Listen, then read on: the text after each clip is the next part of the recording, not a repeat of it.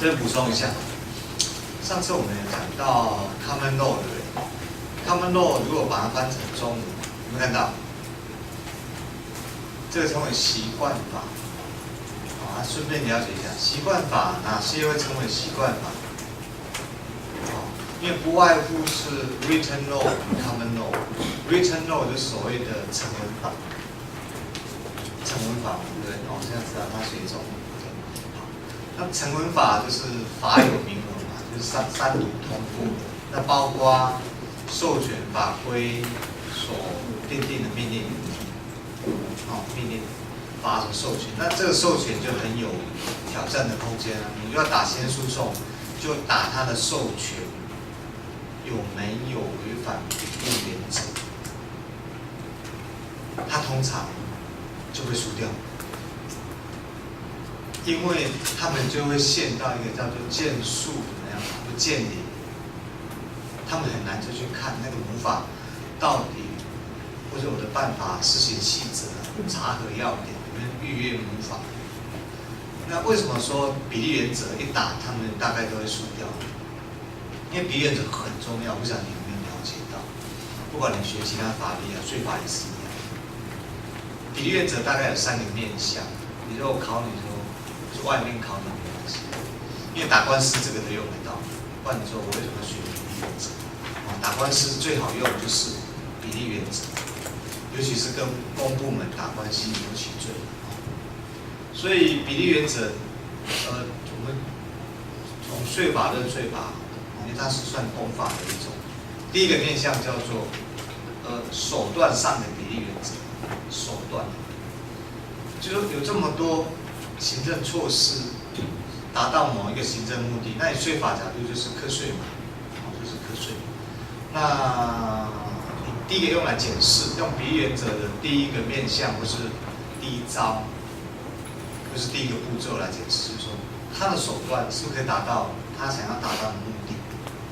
比如说它的滑缓，它的强制执行，它的断水带、断电，或者它的查核啊，各方面就是滑稽，对不对？这就是具体的行政处分嘛。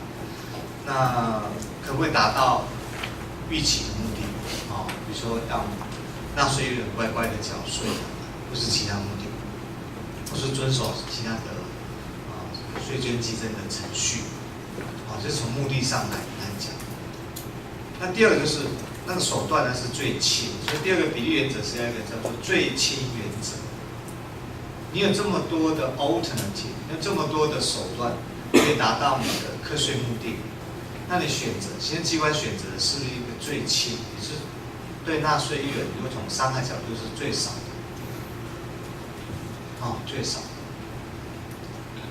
那第三个叫做狭义的比例原则，狭义的比例原则。那也就是说，你把那个公益跟私益放在一个天平上来称。打官司嘛，打官司你是假设跟公部门打，那他维护的是什么？公益啊，是绝大多数人的利益啊，或是争取所谓的不能太用力。我上礼拜讲喉咙很爆，有跟讲的很痛，会吃了5、6天的中药，吞口水都痛。水电同学讨论为什么这样小声？这礼拜比较温柔，很痛，所以要死，因为太嗨了这样子。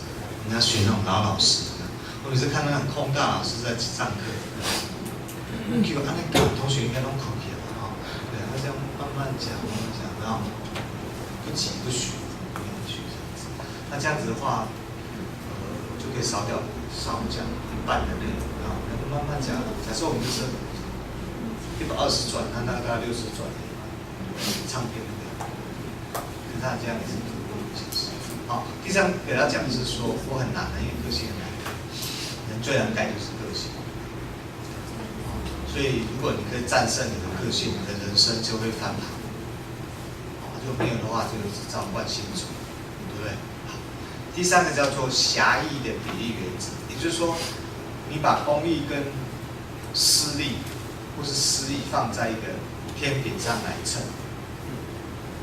比如说他课你的税，课课你的税其实就是剥夺你的财产权，因为税法就是合法的这种公权力，有这种公权。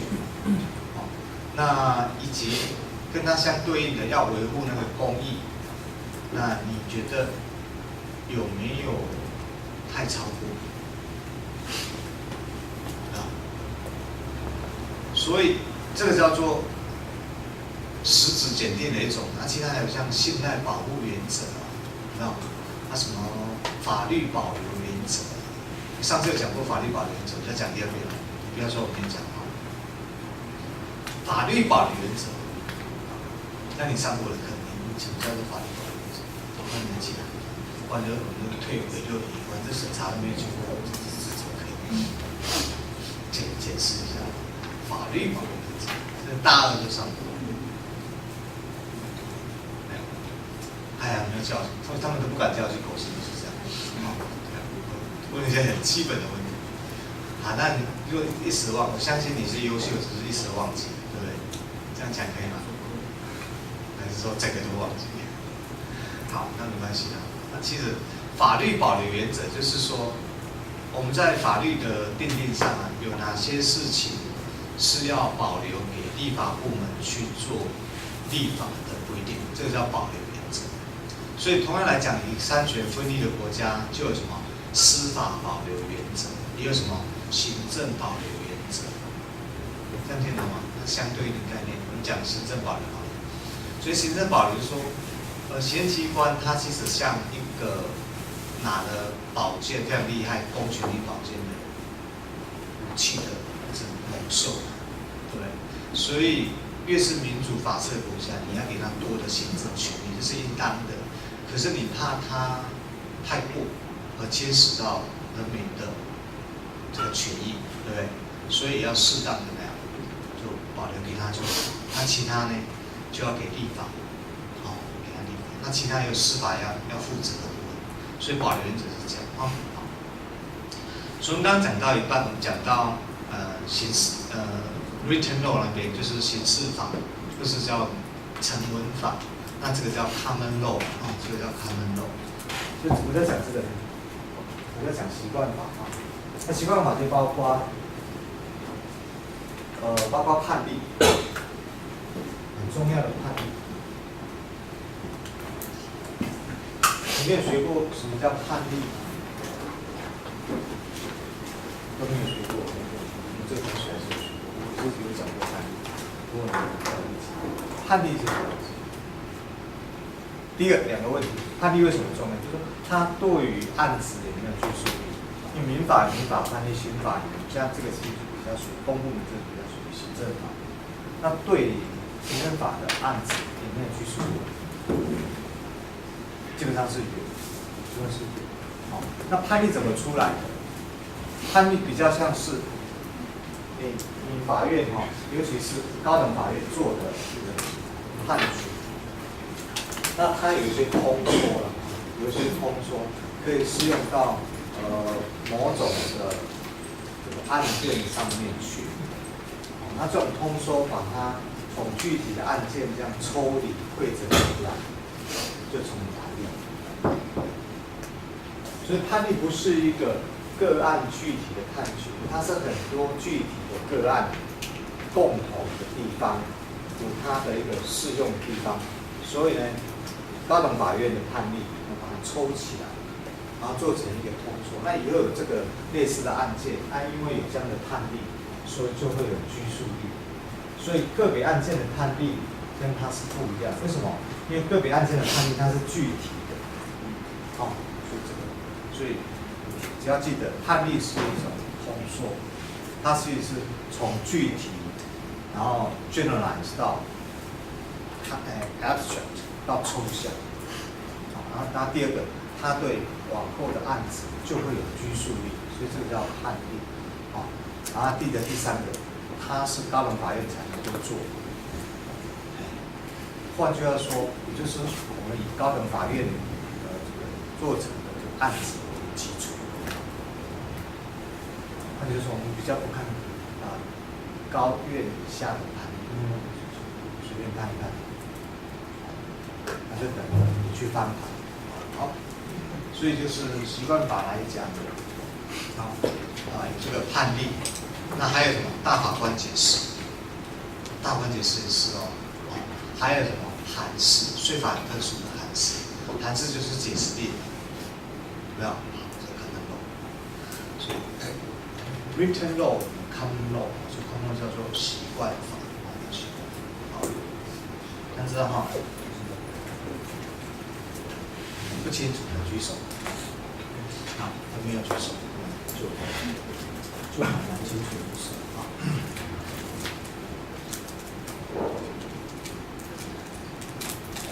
就是刚刚那个比例原则啊，很清楚吗？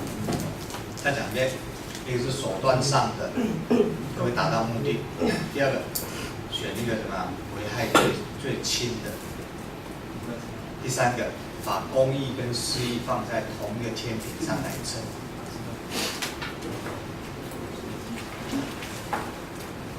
好，那其实，在刑事诉讼上要上这个所谓的比例原则的运用的时候啊，这个第一关，我们先去闯关，要拿到那个门票，那个叫做信赖保护原则，像信赖保护原则。好，那这个倒不是专门上的，只是说看到 common law 跟各位补充一下哈。那再来就是 section 7701B continue to objective elements。有两个客观的要素，要素。我们这段在讲什么？上面在讲说那是租税上的境内居住者啊。所以呢，两个客观的要素，一个是从他第一个 immigration status of foreign nations， 从一个外国的国民。他的移民身份的状态来判定，就是他有没有取得一个国家的这个移民的永久居留权。好，这第一个。上课不要吃东西，喝水除外。上课不要吃东西，现在吃了就把它吞下去，不要再吃。你喝饮料啊，喝水。可以解渴，吃东西不允许，不要挑战我们的极限。B. The amount of time spent in US， 就是你在美国花费的时间，饮料当然包括咖啡、提神是 OK 的，吃东西不允许，包括吃口香糖，我最不能忍受的吃口香糖，麻烦配合一下。好，你在美国。或是某一个国度里面花的时间够长吗？我们上次说这个要经济所得的意义嘛，对不对？所以从他的身份别，从他待的这个期间，就常常用哦，常用。比如说我们所得税法就规定，要成为中华民国的所得税的境内居住者要183天以上。那我们的遗产赠与税法规定要几天以上？2年要366天以上，365都不算哦，对不对？那这样有好还是坏？其实没什么好的。你成为境内居住者是变成什么？全球所得科学原则，缴的税应该相对会比较重。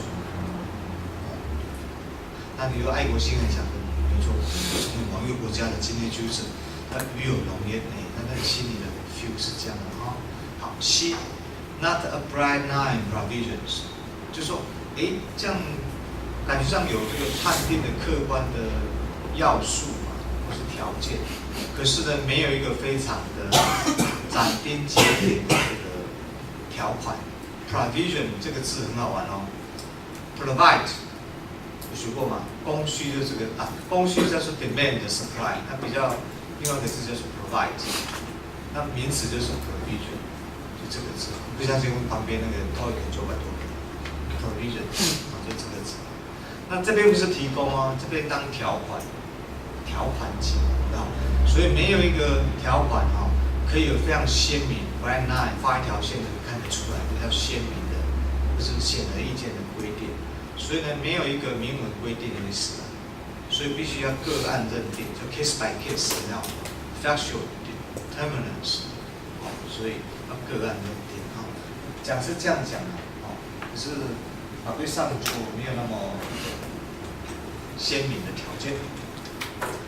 Immigration status no for permanent residency 啊，如果从移民法的角度，是移民身份的角度来做判定啊，那么是具备有法律上的永久居留的身份，这个很重要，对不对？比如说 Paper A resident U.S. in 1 year， 在一个年度啊，他是不是美国的居住者？那美国居住者，我们上次讲的是才3年哦，加权平均要大一点，183天啊，不像台湾是才1年，对不对？是这样的逻辑。第二个是用移民的身份来判定，身份别来判定，除了看他居住的身份之外，看他永久居留权。比如说，除了待的够久之外，有没有成为境内居住者？看他有没有绿卡，对不对？绿卡。那如果有些人怕台湾有战事啊，就会想说有美国的绿卡。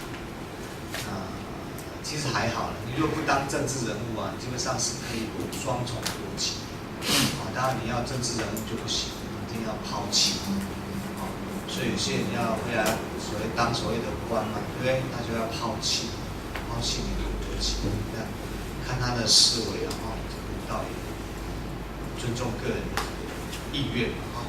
Green card， 一般来讲，如果是高科技人才，就是有人雇你，大概在美国来讲，6年就可以申请，6年就可以拿到绿卡。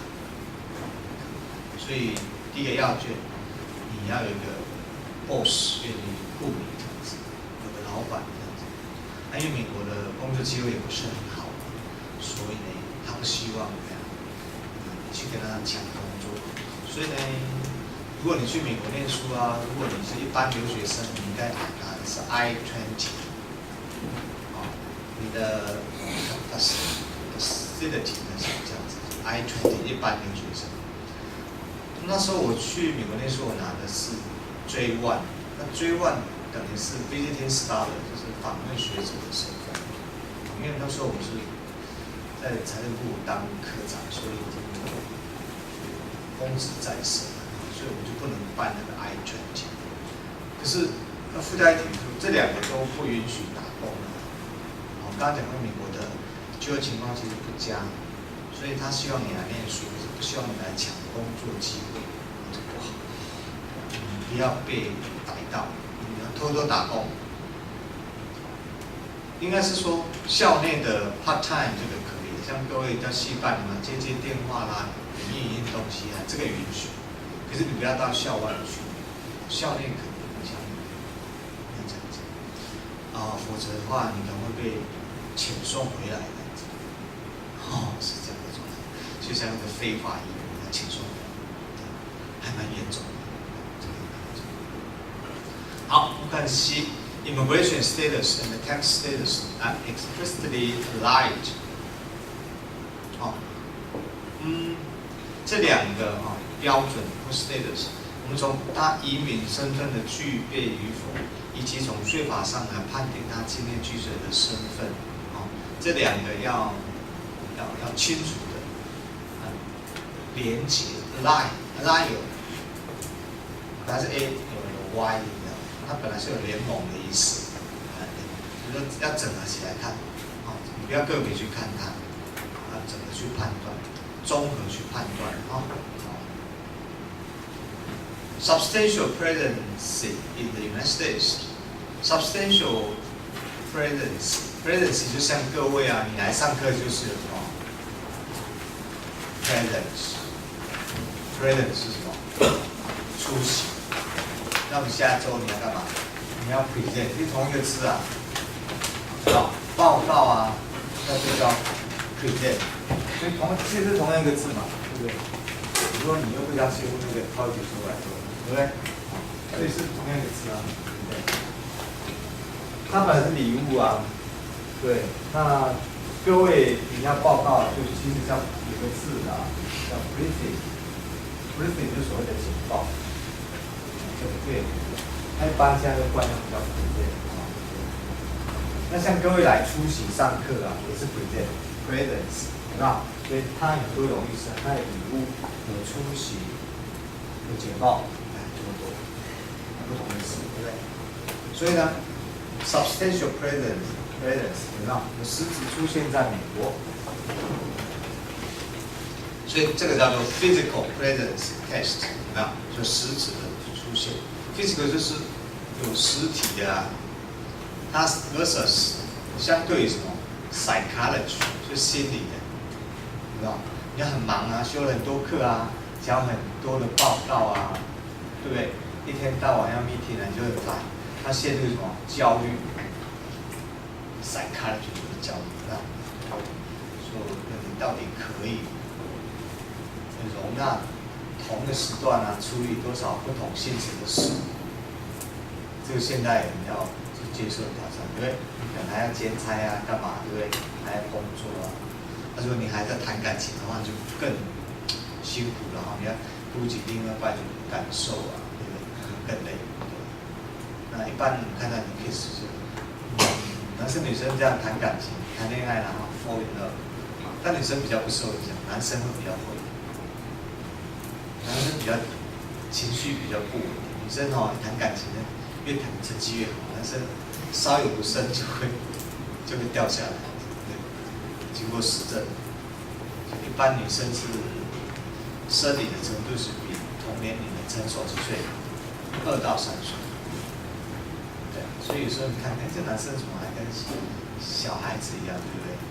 对，可是这样没关系，他流行的什么恋。也可以接受嘛，那个 range 对吧？画很广，对不对？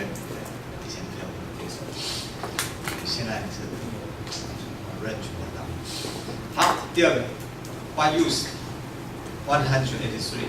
为什么用183天原则呢？很现实 ，it implies more connected with US than other countries。你看，一个课税年度365天嘛，一半是182.5，对不对？那超过一半呢是183。那你待在某一个国家，代表你跟他经济连接比较密切，对不对？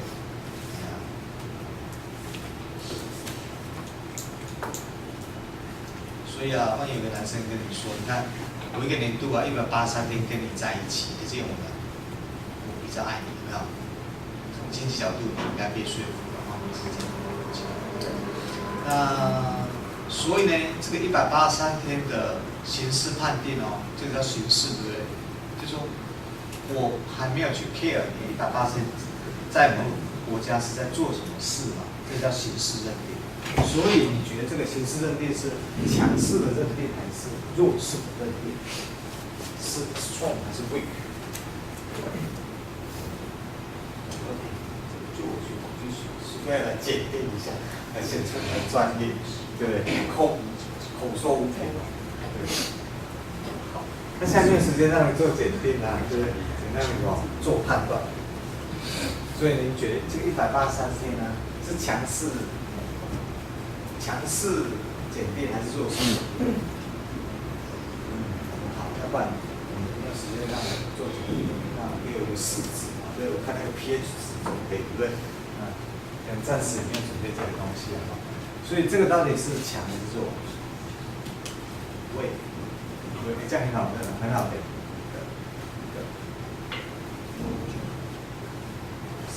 ，19个，一个没有来，是不是这样？谁没有来举手？刚好5个啊，这个是9个，所以19个。想必有谁没有来？左邻右舍谁没有来？2个，你们不是20个而已吗？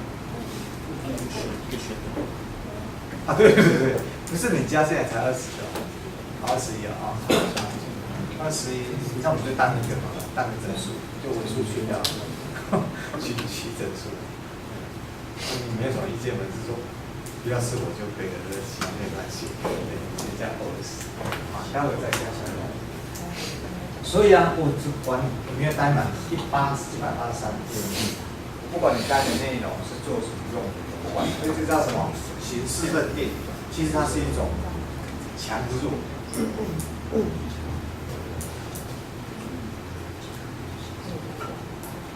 有一个点没有来，他不是停。承体，对不对？通常会坐在那个你的位置上面，对，因为他在运承体。那个你看，就越南就来，好优秀，来几个，还有谁没来？一时想不起来。风那个也有来，但是现在正在抠呢。那意思是说，这样我出去也不容易。他还是可以出去的。还是可以出去。那你现在抠不看？陈老师很照顾你，好，每次都觉得他觉得可以，我就觉得好，没关系啊。所以他是强势认定哦，刚刚讲半天对不对？强势认定，刑事哦，刑事认定是强势认定。换句话说，只要你待满183天，它是3年这样算的哈，待满183天，我不管你做的是有没有经济意义的天数，这个都算进来，对不对？所以它是一种强势认定，就不管你怎么样，37怎么样，20亿的啊，所以发现它是一种强势认定。好，有没有？所以这叫 strong form 啊 ，strong 这样子强。So actual physical presence returning 如果大183天在美国啊 ，taxpayers intention regarding U.S. presidency do not come into play。好，也就是说，这是第二段什么意思？来，第二段什么意思？看一下，各位，快拿到硕士学位了，第二段应该看得懂，对不对？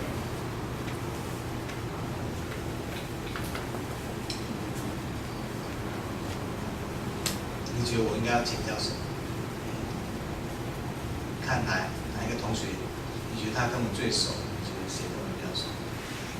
跟我相处的时间是比班上任何同学来得久。从这个居住的天数这个观点来看，这样是合理，对不对？好，你觉得呢？这一段在讲什么？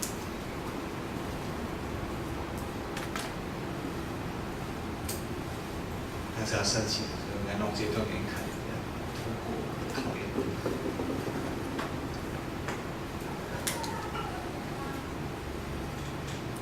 什么意思？你觉得它像什么意思？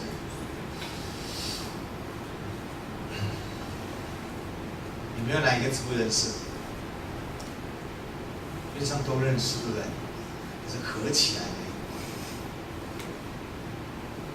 你大概也认识，只不过嘛，一时没有讲的很完全。好了，抛砖引玉啦，谁愿意？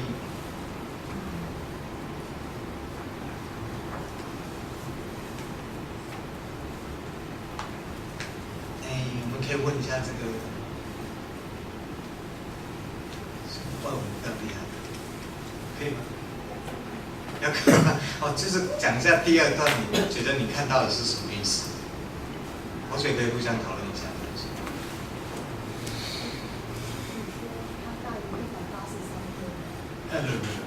我只要这一段就好。我只要这一段就好。我问上面那个嘛，上面那个应该国中就会了。这对问你们来讲是一种补助，大举记的行为。第二段是。Taxpayers' intention regarding U.S. presidency do not come to play. 他在美国的出钱啊，不是要去玩的那一种，是要有那个税收行为的那一种。你字面上帮我们翻一下，免得你翻错。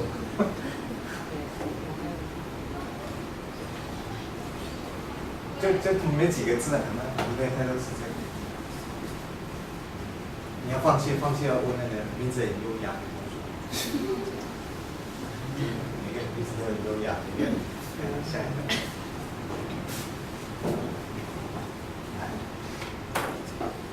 词义也可以啊。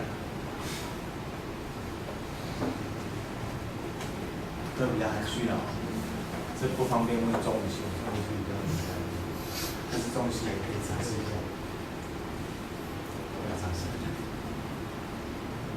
这边呢，这个中队危机那边期末考试先给你翻吗？状元的范，当然不能查字典的时候。这个不会太难吗？会太难吗？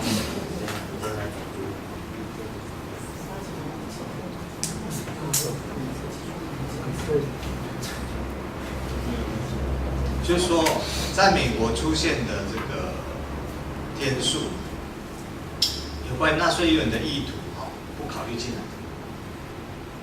我只管你出现的天数几天，我暂时不考虑你居住的意图是什么。Now, so a taxpayer's intention regarding U.S. presidency do not come into play。没有进来玩，就是没有参与的角色。这看得懂吗 ？Come into play， 就没有角色扮演。你就想到 cosplay 对不对？角色扮演其实并没有。这样知道吗？就是因为我们现在介绍的是什么？强势的183天的刑事认定啊，所以你只要天数符合了，你大过183天，3年加权平均大过183啊，我就认定你是美国境内的居住者。我姑且不论你这183天待在美国的企图是做什么，你要投资也罢，你要玩乐也罢，你要娱乐也罢，你要求学也罢，whatever，有没有？所以这叫强势认定。你现在就可以知道它为什么叫强势认定。就你实质上符合，你就被认定是境内居住者。那你可能就要全球所得课税。那举个例子 ，for example, a foreign national serving a prison term in the U.S. might nonetheless be a U.S. resident。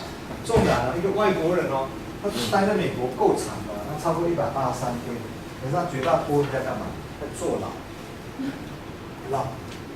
如果你照刑事认定原则183原则，他一下坐牢，你要超过183天，他就是美国税法上的境内居住者。就是够强势的吧，很强势，对不对？像以前我们在念书那个时代讲这就很强势啊。那老师以前很有权威，对不对？他说，只要被我点名，比如点到2次，你就不用来第3次，那代表什么意思？那一科就让掉了，以前是这样，这个强势，对不对？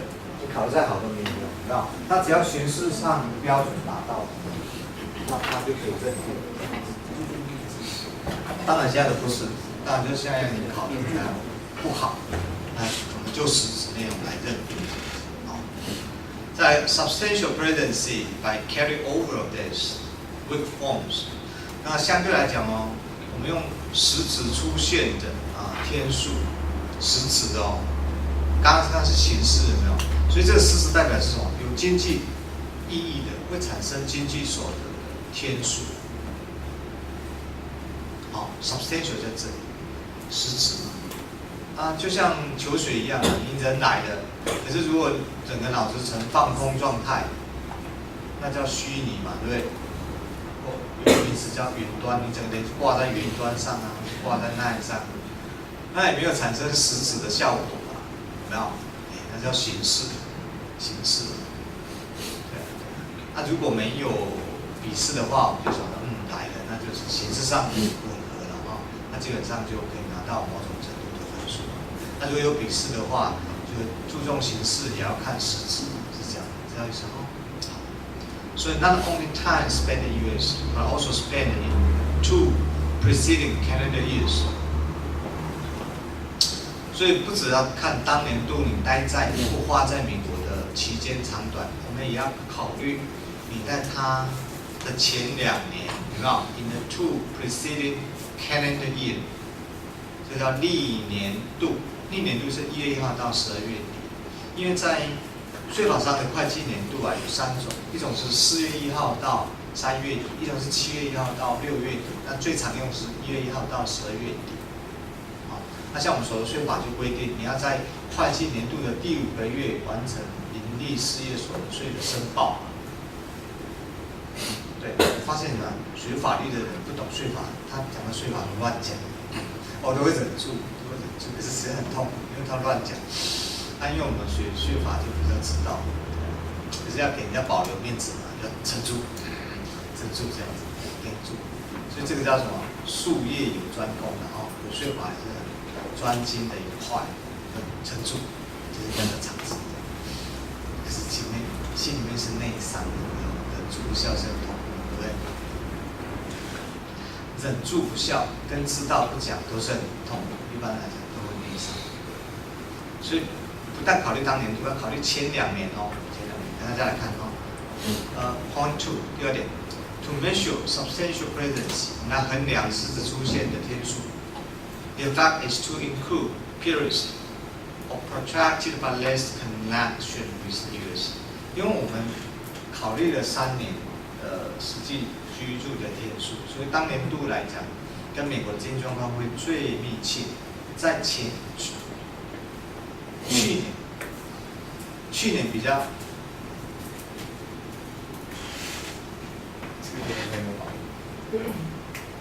现在20多少？14嘛，快对不对？2013、2012，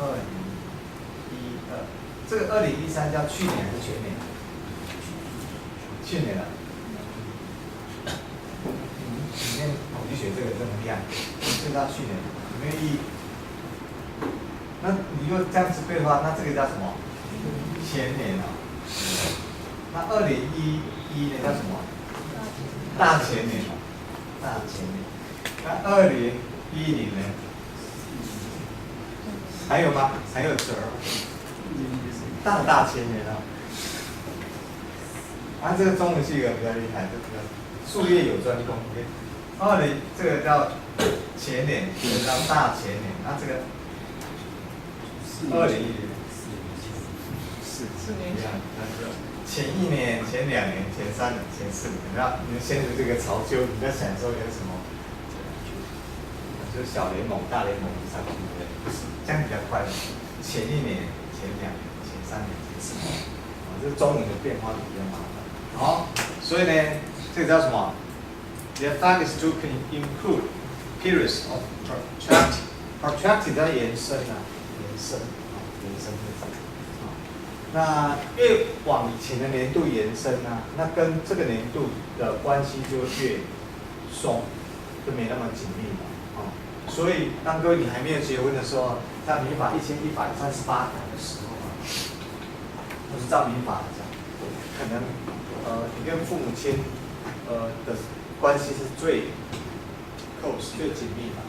可是当你结婚的时候啊，那个顺位要改变一下，跟你。不管你承不承认啊，最少在民法1138跟114里，你的第一顺位最密切的是谁？结婚是谁？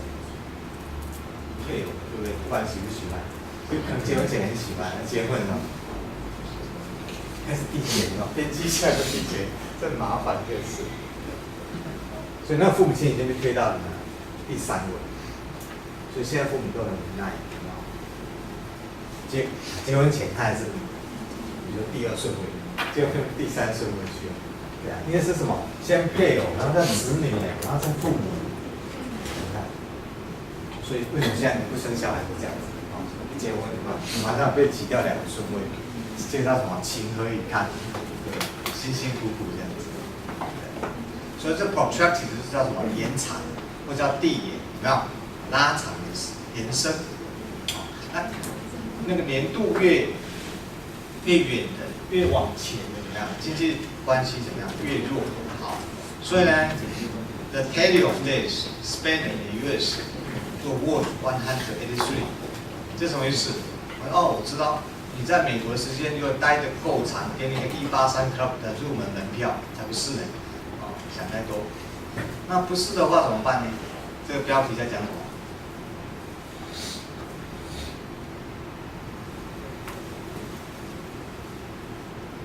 这个一定知道，台东来的一定知道，台东在Kelly 一定知道吗？不是啊，说啊，我说这个不是TOEIC的智慧，那个TOEIC有一个智慧题库这样，Kelly 要计算哦，计算。你考试都考很简单的，要么考标题哦，要么考关键词啊，对，全都简单嘛。对不对？你觉得呢？还好，对不对？学习都很强的，是最多的。这 tally of days， 这天数的计算啊，在美国天数的计算怎么计算的？如果按下列的这个公式或是规则来计算，超过了它，也就是说你在美国天数超过183天，超过183天，所以那个 Word 本来是奖品，你就是怎么讲，够格就超过了183天的居住的天数。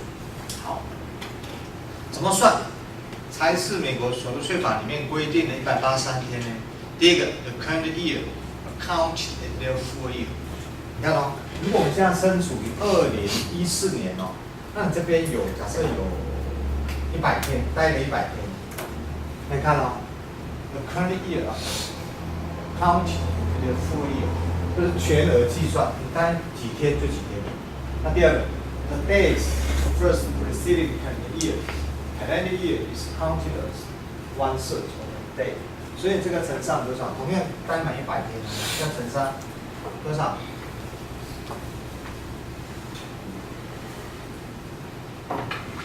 这个乘上，这是100%啊，有没有？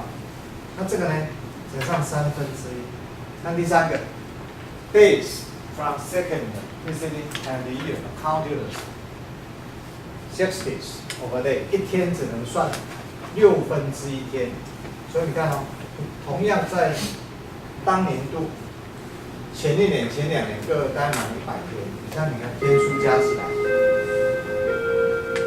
然后加上实际的天数除以怎么样？加权平均嘛，是这样的，对，应该除以WI 除以 DI。这个问题会当然可以，这个跟数学需要加权平均数，这是全数嘛，乘上实际上的天数除以什么，才会等于8。除天数加起来还是加权平均加起来？哪一个？这个不关系没关系的你就所以这个是等于多少？这个算完100天，这个多少？33.33天，这个多少？1/6大概是几天？16。假设是16天多了，对不对？把它加起来，看有没有大于等于183天。这个叫什么？形式认定原则。所以我们所得税法是抓1个年度我们遗产赠与税法是抓2个年度美国税法是抓什么？3个年度然后按照它待的年度越靠近当年度的经济情况怎么样，连结度越高，然后赤字越松，好不好？